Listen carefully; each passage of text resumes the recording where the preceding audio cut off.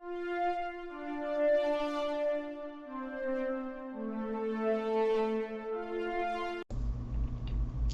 episode is partially brought to you by the Humble Choice program. Did you know Humble Bundle has a great monthly subscription service that lets you get a ton of video games every single month? That's right, from plans range from $5 to $20 a month, you get a hold of a bunch of free games they have available to you. And you could use our code down in the description below to go and sign up. It would help our podcast and help you see what great games are available for you this month. Hello, everyone, and welcome back to another one of these fun interview episodes of the SWW show. I'm Mike, and today with me, I guess, talk about, I guess I'll call it a battle simulator. I think it's probably the best way to say it. Can you please, sir, tell us your name and the game we're here to talk about? Yeah, my name's Jacob Hurdle. I'm a lead developer at Augmented Evolution, and our game is Battlejacked. So, maybe let's start in the basic thing then. So, Augmented Evolution. Newer team, I guess? Because it's definitely not a team I have heard of before I reached out to you guys. Yeah, we're very new. It's just me, and I have a business partner that's helping develop the game and helping with publishing and marketing. Nice. So, as you said, the game is Battlejacked. So immediately what caught my eyes for you guys was, I like this idea of this kind of like genre of like, I hate to call them, like I said before, like battle sim and stuff, but like it definitely always catches my eye when you have like a unique one on the market. Where did kind of like the idea of this come from? Yeah, I've always liked playing battle games. I'm a big fan of Star Wars Battlefront, Lord of the Rings Conquest, Battlefield. Just recently, in the past couple of years, like Tabs came out, and that I think really gave birth to the battle simulation market. I love Tabs.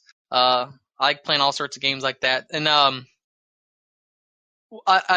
one of the big things I always, playing those games is I always wanted to make the battles my own way or make mods for them. So the battle simulation is kind of like the ideal game for me. So that's what drew me to this, is that you can make a battle your own way and do whatever you want to do, make your own kind of like simulated battles, like all the what if scenarios, like what if like 200 knights were to fight like 50 cowboys, like who would win? Like that kind of questions is really what drew me to make this game. No, that makes sense. First off, that was I think one of the unique things on that list there. I think one of the unique was Battlefield, which I did not expect. But I guess it does make sense because of the scope and size of those games. Yeah. So yeah. Sorry, go ahead. No, if you had something gone. Well, yeah, like there is like multiple components to the game. Like there is the battle simulation game, like Tabs, where you can just place units, whatever, and have your own simulated battles. But like not always do you want to just place units and take your time to make your battles. Sometimes you just want to go in and hop in and enjoy the action, and that's why we have an instant action mode like the old Star Wars Battlefront games, and you could play those like conquest kind of modes or team deathmatch modes as like a unit, and that's a lot of fun too, to play whichever way you want to do it. No, that is. I think that's very cool. I appreciate always the variety. I think in these games have to have inherently to be interesting, but kind of like keep interest going on them. So yeah.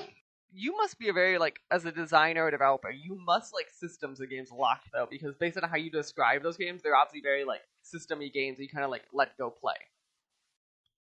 Yeah. What other kind of, like, as you were developing this game, kind of, what other, like, big systems do you think, like, that this genre you need in it to either be successful, or, like, a unique twist of systems that you to put in this, do you think, to make it stand out? Well, one thing that's super unique to this game is it's kind of like a mix between like an RTS mode and we call it hacker mode. And you can like give like RTS style commands and either in the instant action modes or simulation. And you also get to like manipulate the battlefield. You get to like, drop like pianos on units' head or like just like zap them with lightning.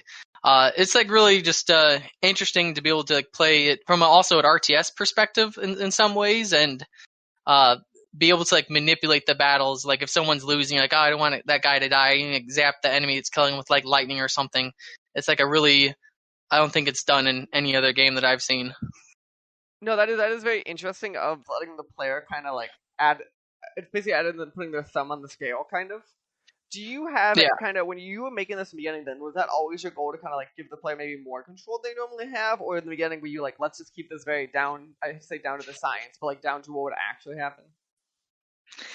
Yeah, so at the beginning of the game, it's the scope. I think that goes for every game that's probably ever been made. The scope was really small. I was like, okay, let's just make a battle simulator, but with actually good combat, because most battle simulation games, like tabs included, like the actual combat is it's very poor, and I think it's done out of necessity because of like how many units you can have on the battlefield. It's hard to get that efficiency out of all of them. So that was the original goal, was to make a battle simulation game with actual like tactical combat, and then all these things came a little later. Um, just you always get so many ideas, and you just want to put every single one into your game. No, obviously that is the problem with games. Is the joke is that it's always like, here is the pie. I'm gonna make a pie, but we actually make like a slice that like barely looks like a pie. Is what happens when you make games. Yeah. So that's actually a good. I think a good segue then of you did the thing that I feel is common. I think this is a genre that does it a lot. Because I think some genres make more sense than others of being an early access game. So as we are talking, you've been out in early access about 5-ish days. Yeah. First top level on that is how is that going, and is it going kind of how you expected it to? Pretty good. We didn't really market it all that hard. We just really wanted to get a few players in there just to start beta testing everything and to give feedback. I personally, I like early access games. I know there's a stigma of them being like incomplete, and it's a shame that that happens. But for Battlejack, we really wanted it to give the community a really strong sense of being able to make choices and changes to the game. We're really active, like in our Discord, like listening to player feedback and like adding in like all the different kind of suggestions that they have. And that's one of the main reasons why I went into early access, just because I personally like being able to like engage with like the developers and decide what gets put into the game. And in Battlejack, being like a battle simulation game, as you said, it fits perfectly into early access because right now the game it's full, it's basically complete, it's fun to play, but we're planning on adding in like so many other factions and everything. It's just really cool to be able to play the game while all these other things are being added in and be able to decide what those things are. No, there's definitely a really cool way, I think, because obviously you have so much more live data, even a pull from of like what's important, what do people hate, like all that. The concern, though, always I think with these is how you're able to do this without like killing people's games. Just because logistically, obviously, you have so many variables. I always find it interesting especially because a lot of it does data tracking or all that fun stuff. And you know, the users are like, wait, they log on one day and you're like, oh no, this doesn't work. So we had a user jump 2 updates and that stuff. What are your kind of guys' safety nets? Kind of you guys are doing to make sure that like when you do send an update, that's not causing some sort of chaos. Yeah, so we do a fair bit of internal testing, but we do have a beta branch. And what we're going to be doing is every build that we put out, it's first going to go into the beta branch 2 weeks early, and then that exact build's going to move into the main branch. So any bugs, if they're game breaking or really bad, we'll be able to patch it in the beta branch before it goes live for everybody else. And we'll be able to, like, hopefully between us testing and then everyone else that is okay with bugs but wants like the latest and greatest things, they'll be able to find it as well. That's a very smart way to do it. I feel like early access games, like people don't utilize that stuff like beta branches enough because like obviously little things like you can only test on so many pieces of hardware, but how many pieces of hardware are out there? Like it's like is insane stuff like that. I'm like developers, especially you do these very systematic games that like they forget those little things or like don't have time for those little things that could be really helpful. Yeah. Yeah, I really think a lot more games should really use beta branches. Many games don't. They just push out builds and they have to do hot fixes and things like that. And that's not a good user experience. Like some people, they don't care if there's bugs. They just want the newest, greatest things. Then they're okay with the bugs. And they think it's exciting to be able to play everything before other people do. And so I think it's good to divide the community in that way so people can choose what their experience is. This is definitely a great idea there. So going in more specific, kind of like as the content streamers who kind of jumped around at the end. what I like about yours also a lot is kind of all the stuff that I've seen about it is you guys are very theme, like your theme is very broad and interesting. What are kind of like your favorite creatures or like types of things that you have in this game that people could play with? Yeah. One really cool thing that we added in, originally we weren't going just because it was really hard to balance it all, but adding in like large units. We have like giant trolls in there that you could play as and fight against. I think my favorite part is like I don't really know many games that do this or do this well. Is mashing genres, like playing like knights versus cowboys, like playing as a melee unit against a ranged unit. It's like really difficult to balance that, and I think that's why a lot of games don't do that. But we did it and we made it work in here, and it's like really cool just to be able to have a battle. And there's a whole bunch of knights like trying to hold the line on a bridge, and they're fighting, and cowboys are just like pelting them with like bullets, and like it's just really like unique, cool experiences like that. That just like make you go like, oh, I love this game.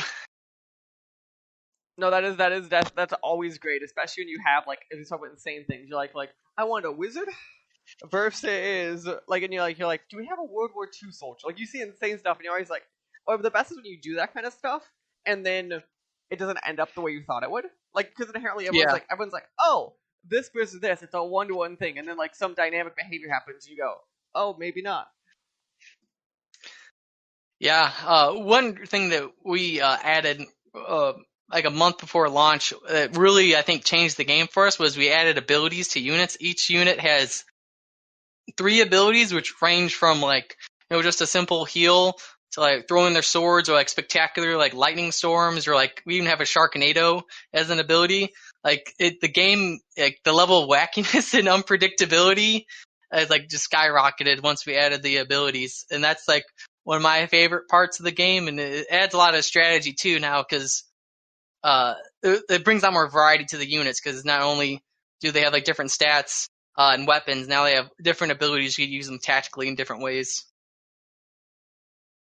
That's I appreciate also you added that a month before because just realistically how insane that has to be of like okay we're gonna go out in a month, is this gonna work? And everyone's like, sure, it'll work. Yeah, I still can't really believe I actually got it done. It was like more work than I ever anticipated. A lot of late nights, like working like 15 hours, 16 hours a day.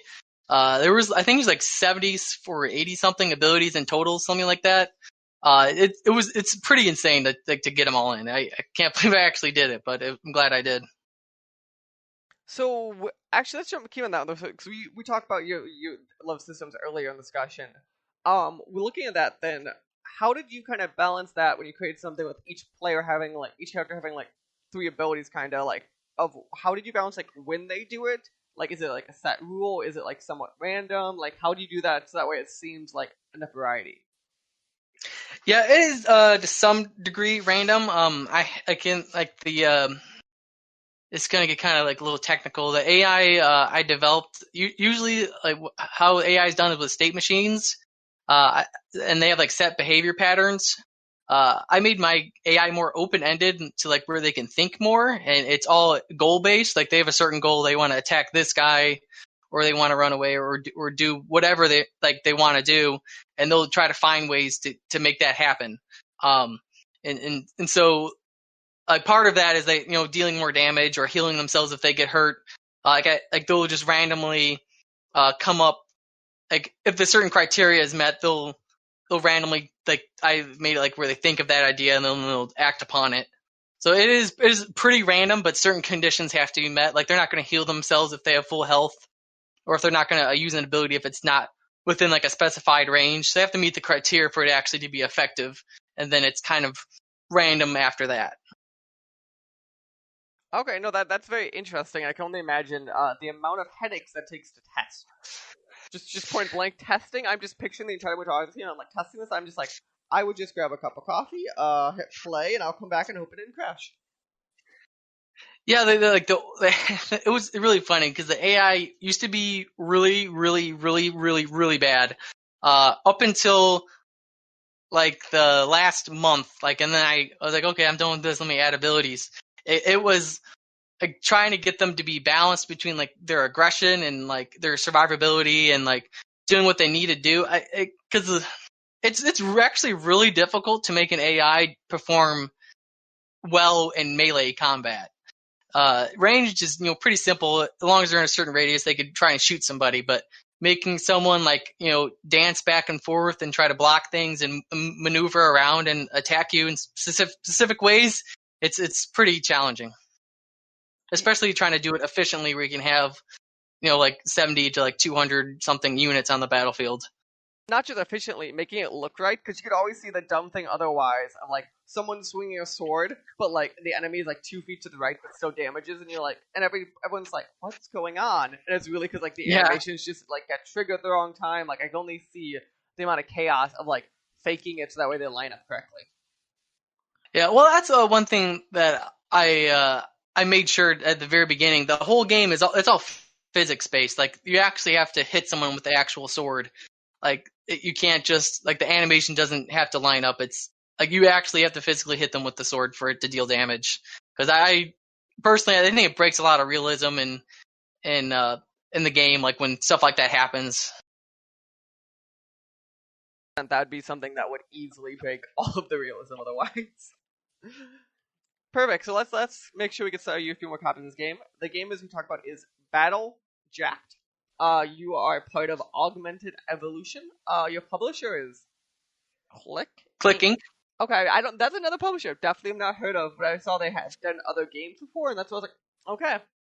But I've also noticed there's a lot of smaller publishers that like I feel like exist that no one ever hears the names of. Yeah. Perfect. So yeah, the game is available, as you said, in Steam Early Access. Is there anything down the road that you guys have announced about coming to other platforms at any point, or right now you're just focusing on your Steam Early Access release? Right now we're focusing on the Steam Early Access release, and getting that to full release, and then we're going to look at porting the game. So yeah, the game is $14.99 US, and then it says here, I think the game might raise prices when it comes out, so just get it in early access, support them sooner, and you get it for a little bit cheaper. Yes. Well, again, thank you, Jacob, for sitting down and talking to me after your actual workday, and enjoy the rest of your day. All right, thank you. I appreciate it. It was a pleasure. Hello, everyone, and welcome to another one of these fun interview episodes of the SWW show. I'm Mike, and today I have with me a special guest all the way around the world. To start us out, could you please tell us your name and the game we're here to talk about?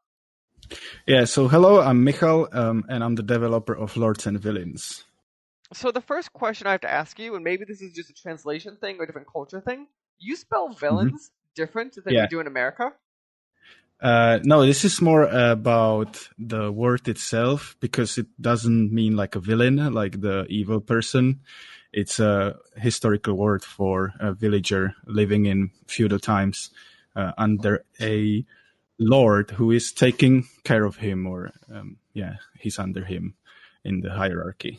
Okay, no, that makes a lot more sense theme-wise too. Because I'm looking at this, I'm like, this must be like a cultural thing that I don't know. Because like I understand because like I deal with like British words enough, and I'm like, okay, I understand like British people spell words differently. So maybe it's another one of those, and I'm like, that makes sense. Yeah, it's one of the more complicated things for me, because I get people on both sides. Like some people say this is just a typo and that's weird and unprofessional, and then I tell them what it actually means, and then they go like, oh, that's actually surprising and interesting.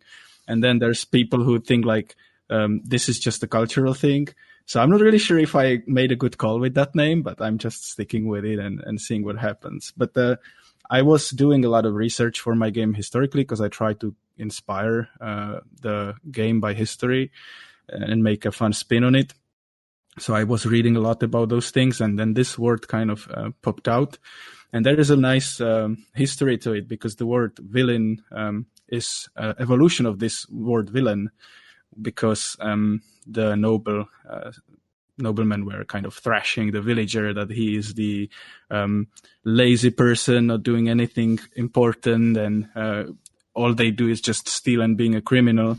And they kept doing this and creating this image of a villain. So eventually the word came from this one, and now you have it, a villain as an evil person. Wow, okay, you actually did your research on that. I find that impressive. I did not expect you to be able to really answer that question of like, no, Okay, here's the yeah. history of the word. No, that's impressive as hell. So let's kind of, I guess, just start it there. Then you kind of explain it, but can you give us your elevator pitch of the game? Yeah, so what I'm trying to make is I got inspired by RimWorld a lot, but I wanted to make something different. And I think the biggest problem with RimWorld that I see right now is that there is a lot of micromanagement. Like you are working with specific units and moving them to specific locations and managing every minute of their life almost. And that limits you in how many villagers you can have and still have fun with the game. So I wanted to make something more macro oriented. And I also like all European people, I like the medieval ages with Slavic culture. So I got inspired by that, and then this game came to my mind. So what I'm focusing on is that you have a lot of families, and you're managing families as a group of people instead of individual villagers, and you're focusing on their relationships and their daily lives and struggles, and you're watching your settlement to grow and expand, and people building relationships with each other, and you as a lord or like your ruling dynasty that you're also building across generations, you're trying to impact those relationships and make some kind of splash in the world, in the game world, and make some interesting stories for yourself. Immediately looking through and all this stuff too, one of the games that sticks out to me that I feel, I looking at it, it feels similar to me, and you're going to tell me I'm completely wrong probably, is something akin to like Dwarf Fortress. Mm-hmm. Yeah, I think Dwarf Fortress was the spiritual father of this whole genre. The RimWorld itself came out of Dwarf Fortress as Dwarf Fortress is nice, but really complicated game to get into. So I want to make it more accessible. That was kind of the angle of RimWorld. And they also took a sci-fi setting as well. And I'm just trying to make the next step and do a different setting, but also focus more on a different angle of this management colony simulation. So one of the things then, I think with this genre specifically, and I think Dwarf Fortress is a good example, like you said, is when you look at it, one of the big problems is how hard it is to get into these games. I'm curious kind of what steps you're taking to make sure that like it's accessible for newer players of the genre. Yeah. Well, this is really hard for me to answer right now because the game is still pretty early in development, so I can't really say how big it's going to grow eventually. But I'm trying to take it slowly. So I introduce one mechanic at a time, and I'm trying to make sure that you don't have to think about a lot of things. And what I can do more easily is that since the game is oriented on macro management, so instead of, again, like managing specific people, you're just focusing on the high level. You don't need to think about a lot of things because they get automated. They are done by the AI and they are out of the headspace of the player. So instead you can focus on what is actually happening in the village and what the people are doing with each other, and have fun with that, just watching the simulation happen and throwing little pieces everywhere so it grows a certain direction that you would like. But you don't have to put extensive amount of thought process into it. You're just fooling around, basically. So that means you don't have to really go that deep and understand every little detail about the game and learn a lot of mechanics and systems, because most of the stuff that is happening in the game, or not most, but more than usual, it would be automated and the player would not be able to influence it that directly. So obviously, as you keep saying, this is the type of game that's very system heavy. I'm curious, kind of, as you're developing it, is there a system that like you've created that you've talked about or is out there that like you're really proud of or like really stands out, you think, to make your game something that's like really fun to play? Mm-hmm. Yeah, I think one of those systems are like the central piece of the design are the families. So you as a player never work it with the specific people. You are always communicating with the whole family and the representative of the family, which in this world is the oldest person in the family. So if the oldest person dies, everything is passed on the next oldest person, and they can split like through marriage and create new families. So then you have somebody else to work with, but you're always negotiating with the family. So let's say you set up a farm over there, and then you say, I want this family of farmers because that's what their profession is. That's what they do well. I want these guys to be working in this zone. And you're not going to be assigning like specific people to do specific tasks. You just make a deal with the whole family, and then the family is trying to follow your priorities and your goals and do the best job they can, as that is given they care. You can also get families that are more like rebellion and they don't really listen that much, and you have to use harder tricks to make them do the work. But in general, you would be focusing on the families as a whole. And from that, I can make a lot of, there is a lot of possibilities for interesting interactions and dynamics from the game. So the families would recognize each other and create maybe jealousy kind of situation just because they are from a different family on the next street and they don't like each other for some reason. Or when you get it to the next level from peasants to noblemen, now we're talking politics as well, because noblemen are all about power. So the relationship is now more intricate as well. Did you go down that road then of saying that? So you just said I kind of give the family roughly a task and they kind of go for it. Why did you make the decision not to let me like choose individual pieces in that family? I have to kind of go to the family as a unit. Mm-hmm. Mostly just to make it interesting and try something new and different and seeing where it goes. And I feel like because I have my approach to the design is mostly wait and see. So I just get an idea, then I implement it, and I get feedback from people, and I try to see what would be the best way to take it to the next step. So I'm taking it very iteratively. And I just wanted to try this family approach, and it seems to be working very well, because what it allows you to is making the decisions quickly and then focusing on the interesting stuff. You don't get drowned in details and drag and dropping units and playing with the UI forever just to make things right and correct. You can just relax, because most of the time you're just doing important decisions, and that helps solidify the feeling that you are actually a lord. You're not a god that is playing with puppets. No, that's a very interesting way of doing it. Especially, it makes sense if you try to make the player feel like a lord. They can't make the ultimate decision. They have to like make that top level decision, and then the people themselves have to decide who is fulfilling that role a lot of times. Yeah, it makes also for a lot of interesting choices. For example, you can get a family where this guy in this family is very skilled in the profession. I don't know, let's say a carpenter. And he's really good at it because he's been doing it for so long, or his family has been doing it for generations. So their profession skill is really high. And now this guy decides that he's going to be marrying somebody from a family of miners, let's say. And that would mean he would leave this family and join another family where he can't do this farming profession, because now he has to help the other family. And so you're losing that guy who is very skilled and can produce a lot of things, and you have to account that in your decisions. So on one hand, you would be either hurting his feelings and creating some kind of drama, and he wouldn't like you as his lord, but he would have to obey or not. That depends. But most likely he will obey. But on the other hand, you can try to make him happy, and then you're losing on his skills. So I feel like these kind of things can be very interesting. Sure, it can be. So one of the things I'm curious, because you kind of keep talking around it, is do you have some way in there? So like if I'm an atrocious lord, can they just stop all listening to me altogether and I have to deal with those repercussions, or is there some general level of I'll probably get what I want because that's the point of the game? Sorry, can you repeat that? So like say I'm going through this and I always say I want this family to do this family to do this to do this.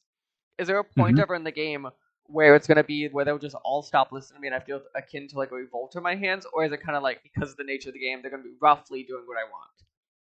Yeah, I think what I'm going with right now is that they will roughly do what you want, but sometimes you can get troublemakers to make the player aware that he can't always rely on the people, and he still has to double check that they actually follow on his orders.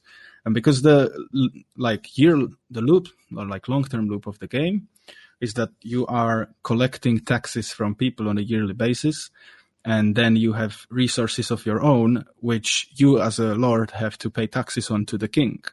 And if at the end of the year you don't have enough, you're losing the game slowly. If you repeatedly fail to deliver on what the king is requiring from you, the land will be taken away from you and the game is over for you and you have to start again. So you really need to focus on, at the very least, to satisfy the king's demand. And if you would just give away the orders and then hope for the best, you might be surprised that at the end of the year you don't have what you need. Yeah, no, I think that's a great way of doing it. Because even that way you have that incentive there. And I feel like a lot of these games, which it seems like you're trying to solve that problem, is I feel that the goal in mind gets lost. I think that's always akin to like Sims to me. Has always been, it's a very open game on purpose, but I think it's almost like too open of a game because like I don't have anything to push me in a direction really. Where this, at least you seem to be at least having the player be like, here's a reason to go in a certain direction. Yeah. I'm curious if there are any other things that you have done kind of while you're making this to make sure kind of like the players don't feel that level of loss. Yeah, what I'm trying to do is highly adaptive gameplay. So there is about 200 resources in the game, in the production chain, and you will not be able to produce all of them in a single map. So let's say you start in a mountain level where there is a lot of mountains to mine through, and so you have a very good chance to set up a mining colony and create your economy around those resources. And then you will be relying on traveling salesmen to get the remaining stuff to get your economy going, or sell the excessive stuff that you're not able to use for yourself. And then you can have a colony that is in more like forest heavy area. So you will be focusing on the part of the economy chain that is relying on wood, for example. And since that means kind of every game is a little bit different and takes you in a different direction, but you as a player is also deciding what is the direction for the settlement that you want to take. And the game is looking at what you're doing and is trying to give you goals that pushes you in that direction even further. So if you decide that this is going to be a mining colony, the game will keep pushing you to develop it in that direction more and more. No, that is very interesting. I also find the idea of 200 resources as a lot, and I'm very curious, kind of how many people are going to see that number and go, "Oh no." It sounds like a lot, but it's not really that complicated. When you think about just what goes into making a bread or like a meal, you have a recipe, and that comes from 3 types of vegetables, potato, and some meat and bread, or maybe a fish, and that's already 10 resources. So it's not really that much. I think it's relatively easy to get into eventually. And you don't even have to think about those resources. Like, you don't have to keep them in your head. The game works with them automatically, and you can always look at what the chain of production is. So let's say you get the goal of having 200 bags of wheat at the end of the year to the king, and I will make sure that the game will tell you how to get that. I think that definitely would fix a lot of the problems, because in my head I'm just like doing math. That is just so much. Yeah. So let's. Yeah. Go on. Sorry? No, I was gonna say. So let's kind of jump into. I think the bigger thing is. So the game is, we're talking, not quite out yet, but you show it as fall 2020. You're coming out in early access. I was hoping we could talk about that for a couple minutes here. So I think on paper, this type of game makes a ton of sense for early access. So when you come out in early access, kind of, what is the level of content complete like players can expect coming from this game? Yeah, I think in the early access release, there will be the basic gameplay loop. You will have a basic set of professions and zones to work with. So, like, let's say 30% of the planet production chain that you can develop in the game, some goal system, and let me see, just to not miss anything, I have it all in the roadmap. Oh yeah, and the economy. So if you can play a free demo right now. If you go to the Steam page, you can just download a free demo, which is kind of a sneak peek of what is coming. And to the early access, I will just add a few more features on top of the demo to make it more stand out. And right now in the demo, when you are building buildings, the resources that you're working with, they kind of disappear in the air, and then you have a number in the right corner. And what I would want to do is that the resources are part of the world. So let's say villager cuts down a tree, and then he has lock of the tree, and he needs to carry it to a location where the tree will actually be stored.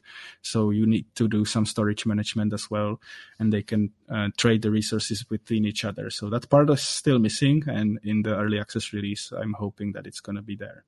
But for me, the early access is just beginning. I want to do monthly releases and keep adding more features and heavily iterate on feedback from people. Perfect. And then let me make sure I have this right, so I don't have to see it anywhere. What is the cost of the game when it comes out on early access? Yeah, I'm planning for 19.99 USD in early access for the first year. And then after 1 year, I'm planning to increase the price by $5 with some major update. And year after, I'm planning to leave the early access with the final price of $29.99. First off, 2 years in early access, I'm going to say God bless you, because that seems like it's going to be a fun slog for you at that point. Mm-hmm. Yeah, thank you, yeah. Early access is it's a little bit scary because you never know how people are going to react to the first build if it's underperforming to their expectations.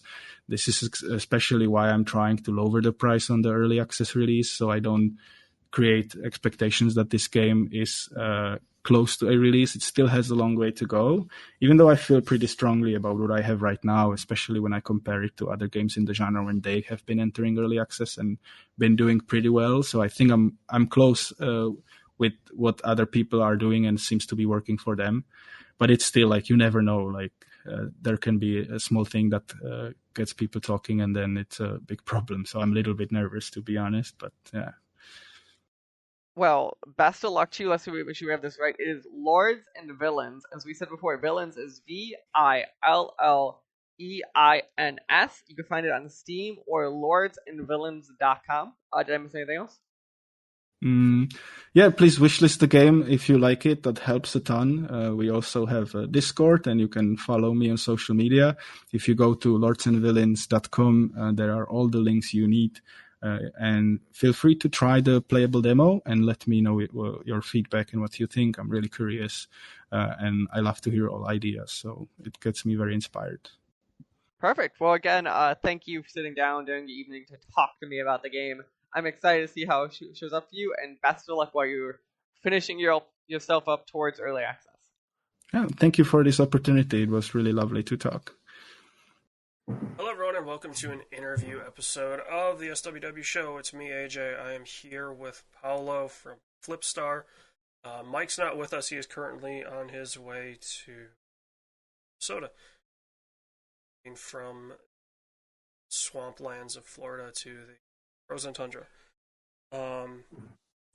Yeah, Paolo is here. Flipstar's soon-to-be released game, Crystal Chasers League. Yeah, Paolo, thank you for the interview. Yeah, thanks for having me, AJ. It's a pleasure to be here and talk about our game and our studio, our history. Yeah, so Flipstar, you guys are based in Brazil. Yes. So let me email because you guys mentioned where you were, and I totally forgot. Yeah, we're based in Florianópolis, which is south of Brazil. It's like a small island. It's not a small island, but it's an island, and but it's the capital of a state. And yeah, it's a pretty cool city here. Beautiful city. I mean, I have to say, like, I'm a little biased living in the U.S., and we have, as a singular country, I think we have probably the coolest geography and scenery, but from everything that I've seen, a lot of South America, it is absolutely gorgeous.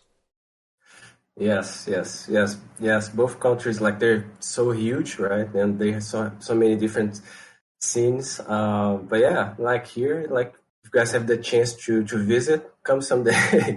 If you Google the city name, you're just gonna see some beautiful pictures. So yeah, it's a good city. It's a good city to live. That's awesome, and I think I can speak for everybody from the West that the one thing that we hear about when Brazil is mentioned in video games is there are super high taxes on consoles, correct? Or is it just the way that the currency equates that? Because I remembered like the oh shoot, was it FIFA 14 was still coming out on the PS2 because it was, the PS2 was so popular in Brazil. Yeah, this was more like some years ago. Nowadays, it's more. It's more. I think it's more. I don't know if that's correct term. It's more like globalized the market. Okay. So, so yeah. So now it's pretty. It's pretty recent. Like it's easier to import now, because on the past, like was really hard to import. Any tech, like if you have like new computers or new consoles, like it was more difficult. Nowadays, it's still not super easy, but it's still a lot easier than it was before. So nowadays, like it's getting more equalized with the rest of the world. I would say. Well, yeah, that's the one thing that I guess everybody that's into games in the States and probably, I mean, I don't know if it's the same in Europe, but it definitely, like, that's the sentiment everybody hears is like the import fees were just crazy high. So Yeah. the one of it may have been the PS3 was like over $1,000 equivalent. Yeah, it was crazy. That was one of the reasons that Pirates here was so popular. I think one thing that's changing a lot now is the digital, because nowadays you can buy almost any game digitally, so you don't need the physical copies. But without the digital purchase, if you have to rely on physical copies to play a game, sometimes here in Brazil you have to wait a lot so you could play a game. So you wouldn't have like that frenzy. Like in USA, you have like, oh, you go to games. I forgot the name of the store, but yeah, go to the game store and get in the line for the midnight lunch. Like you didn't usually have this here. But now as it's all digital purchase, I would say it's getting very democratized. This commercial system of the games of the entertainment industry. Cool. Well, I guess it's a really good thing for you guys because any time that games can get to a larger audience, it's definitely a benefit for not just that singular game, but also the industry as a whole. Because I feel like yes, video games are the largest media whatever division, I guess, and have been for some time, but still, there's still not, hasn't reached the. And English is my first language, and even I don't know. I think I know what you're saying. The saturation. It's peak, right? Oh, saturation. Yeah. That makes sense. The saturation of I agree. Film and TV. Yeah, I totally agree with you. And it's awesome that the emerging markets are still growing a lot, because a lot of people they're getting new cell phones, they're getting computers, they're still getting new consoles. So it's a new market for all game developers worldwide, for all the different cultures. Because if you think about it, I think here in Brazil, for example, more than half of the population still doesn't have a bank account. There's it's still like a huge population to explore, in a sense of like in the entertainment industry. So I think it's great, like all these emerging countries that are developing the consumer base. Yeah, so, and actually that kind of raises an interesting question that I have for gaming in Brazil. Are mobile games popular? Like, is that the reached the level that it has in like the US. I know you mentioned before we started recording that you were in Seattle for a couple of years, so I'm sure you got to see the Yeah. saturation and the turnover of mobile games in just American culture. hmm Yeah, I'll say mobile here. It's way stronger than console and PC. I mean, PC console is still very popular here, but mobile is growing up a lot, because a lot of people are getting cell phones. So yeah, it's very strong here. Though one difference to USA is that um, iOS is not super strong here as it is in USA. Like in USA, like you see a lot of iPhones, but iPhones here is very small user base compared to Android. So I think that's one difference. Yeah, it's a very I don't like it's interesting to hear when like stories are brought up in the States, and I'm not sure how far they spread out, but a lot of the media companies based in the States, like your GameSpots, your IGNs, things like that, they always seem to like think that iOS is the dominant platform. And granted, it kind of is in the States. I think it still holds a small majority in the US. But, I mean, if you go worldwide, Android has been the major platform, I think, for the past, like, 7 years or something like that. So it's always interesting to hear, like, when talking to people from outside of the US, either for the show or just people that I know. They talk about, like, some of them have iPhones, but more of them have Samsungs or other Android devices. And so, Yeah, as it's somebody true. in the States that has an Android device, it's nice to be like, hey, yeah, we exist. Yeah. Like iOS is super strong in Europe, and Europe, yeah. I mean the rest of the world, but yeah, here, I would say it's probably because of the price, because Apple products here are kind of overpriced. I I mean, don't they know are if here in it's the US, but yeah, US are as well. Yeah, I think it's overpriced by just by its nature of Apple products, but also because of taxes.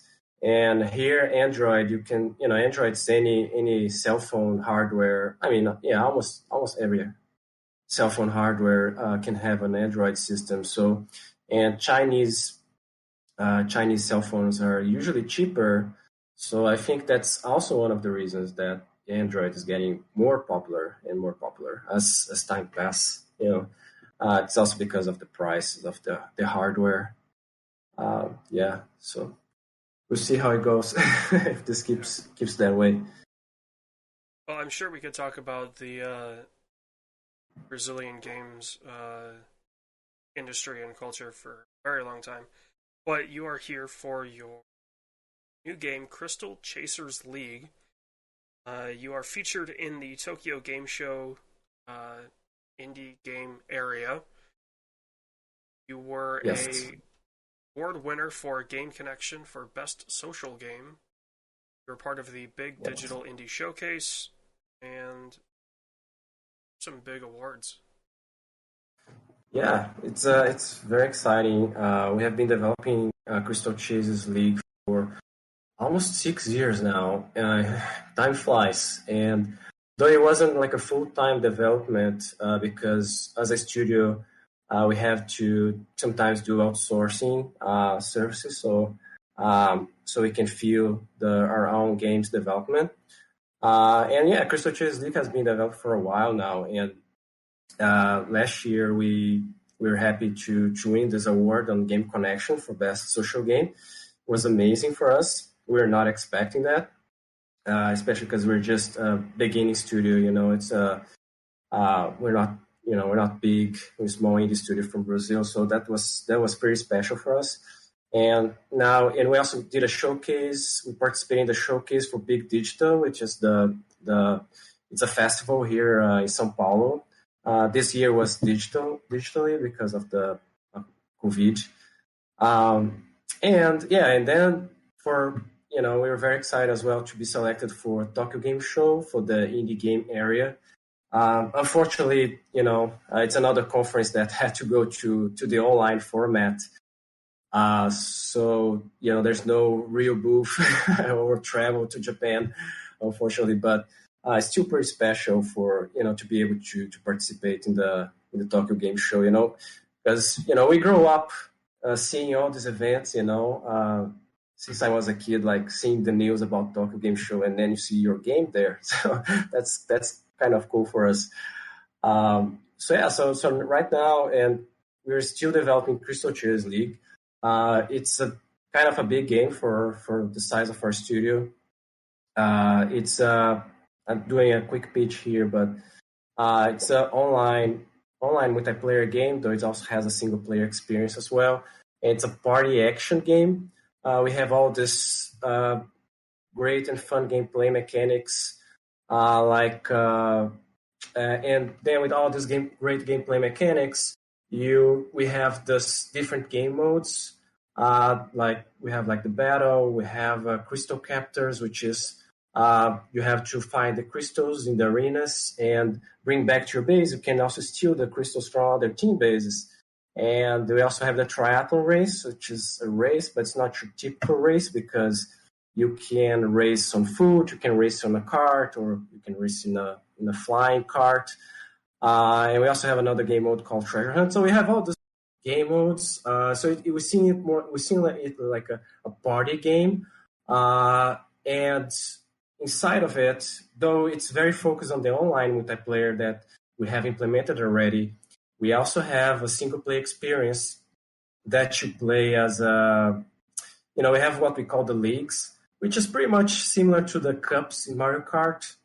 You play a sequence of stages on different game modes, and by the end, the best ranked players wins the trophy. So we also have this single-player offline experience that's what we call it. So it's it's a little bit hard to imagine maybe on this podcast, but I also summarize our game that's kind of like a mix of Mario Kart, Star Fox, Street Congo Racing, and even Fall Guys now. It has a little bit of it. So it's just a coincidence. we had no idea about Fall Guys before, which is it's a pretty awesome game. It's when I say this to other people, it's a bit like, what? I also say it has a little bit of Battlefield, though the old Battlefields, because I used to play the multiplayer games of Battlefields, and I remember you could get a vehicle and give a ride to your teammates. And we also have this in our game because our game we have the carts, but we also have some different size of vehicles, and we also have a bus, for example, and you can fit in a lot of players there, give a ride to other teammates. So that's kind of what the Battlefield part of our game is, but it's just a silly thing to say. But it's a lot of stuff. Just by looking at it, for at least my description would be like you brought it up, that Mario Kart kind of style. It's if they had those party games in Mario Kart, but you made a full game of it. yeah, exactly. So it's no longer just like, oh, knock 3 balloons off or get as many coins as you can. Like, you guys actually kind of developed. Yes, exactly. For me, that kind of feel and that kind of motive of a game into a full thing. So that's exactly. We love the battle mode of Mario Kart. And we are big fans of Nintendo games, rare games as well. We on the beginning of the development, we were more focused on the battle modes for our game, and we think that we evolved the Mario Kart battle mode because on our game you can as an indie you have the freedom to do all this crazy stuff. Usually these big companies, it's a little bit more hard to be creative. So we can do all this crazy things that we have in our mind. In my work, in my own work, I don't know, but so for example, we're like, oh yeah, let's give a ride to your teammates, just like Mario Kart Double Dash, or you can also fly with your vehicle, and you can also fly with your vehicle, and so we add some kind of verticality in our game design, because usually the battles in Mario Kart's more grounded. So in our game, we also have this verticality because you can fly with your own vehicle, or you can have a jetpack or your parachute. So yeah, I would say we kind of took it to the next. We're trying to get it to the next level, exploring some different gameplay mechanics. And also another cool thing is that with that we can make the level design of the stage to be more focused on that, because we're polishing, we're making sure that the level design work with this kind of gameplay that we're building. Cool. Yeah, I feel like you mentioned Fall Guys as a feel. That's gonna. I mean, they knocked it out of the park with that game. It's incredibly fun, and who would have thought Wipeout, the Wipeout license would work? But yeah, I feel like that's going to be the game that all these anybody developing a party game right now is going to be like, well, I guess I didn't mention that one. That's true. Yeah, Fall Guys is it's amazing. They did a really great job. They nail it. It's and it's such a fun game. I'm sure that a lot of developers right now thinking, oh, why haven't I thought about that before, right? Because it's such a simple gameplay mechanics. It's a lot of fun. And as our game, like, we have been developing it for a long time now, and I mean, it's not a Fall Guys game. It's the similarities that it has with Fall Guys. It's on our mode called Triathlon Race. On that mode, it's a race, of course, as the name says, but there are parts of the level that are on foot, and some parts that are on vehicle and flying. So, and we also have the dynamic obstacles, and the dynamic obstacles reminds the Fall Guys, because we have like a rotating, pointer, big balls, like as a pendulum, like flying around, and they can knock out the other players. It's a lot of fun, and especially on the online multiplayer. But yeah, that's one thing that we have that it's a little bit like Fall Guys, but I'm sure that we may get some inspiration from them later, because our game is we see our game as a service, which means that we don't plan to launch the game and just that's it, then we're done. We plan to expand our game with new stages, new modes.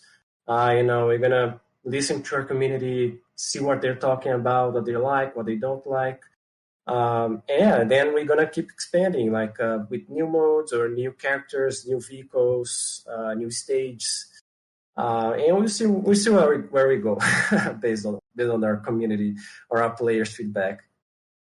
So I do have to ask, did the show Wipeout make it to Brazil? Sorry, which one? Wipeout? It doesn't ring a bell. Okay. I don't think so. It's basically what Fall Guys is based on. Oh, there's a TV show. It started in Japan, then it went to the UK, and then it was in the States.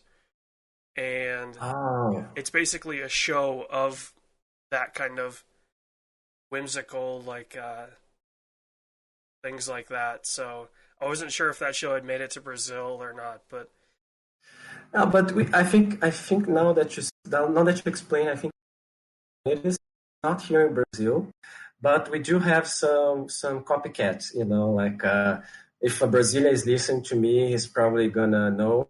We have like Faustão. Faustão is like it's like a TV show here in Brazil, and he has like a Yeah, he has some things similar. The Brazilians are gonna know what I'm talking about. But yeah. Cool. Yeah, I wasn't sure if that uh, that necessarily played for somebody from Brazil or not. If that reference to the show, because that's very much a if you know the reference, it's like, oh yeah, of course. If you don't know it, you're like, I have no idea what you guys are talking about. Yeah, I saw some videos. It's actually it seems pretty funny. Yeah, the Japanese are so creative. They definitely are. So, Crystal Chasers League is going to be in early access this year, correct?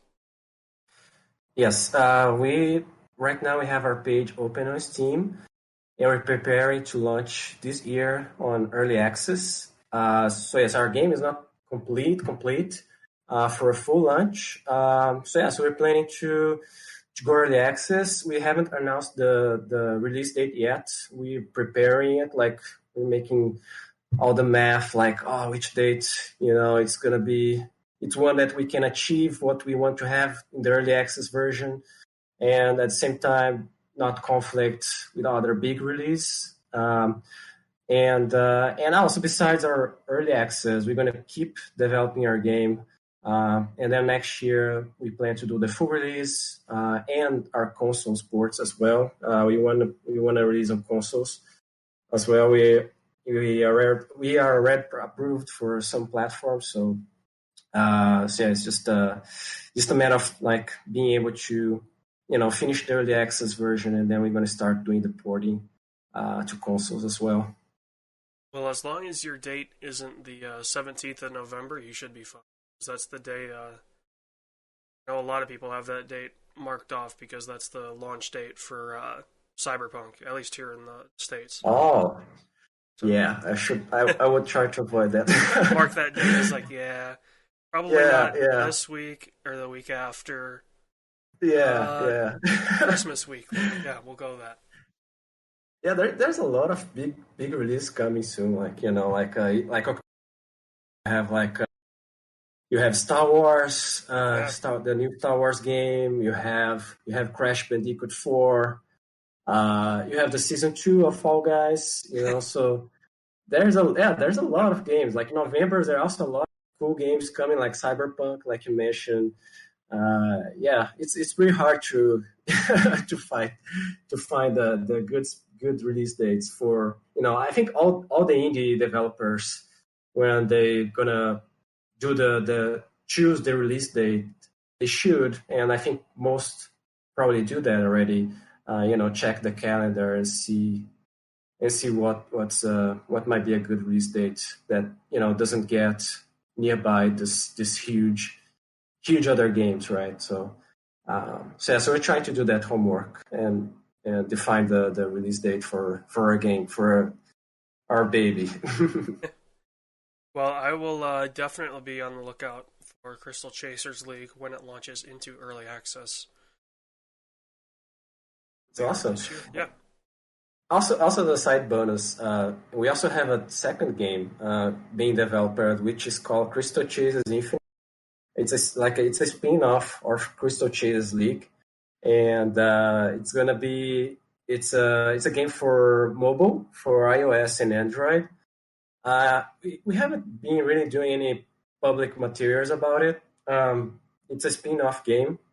It's an endless runner, and we're doing that game with as a partnership with another studio here in our city in Florianopolis.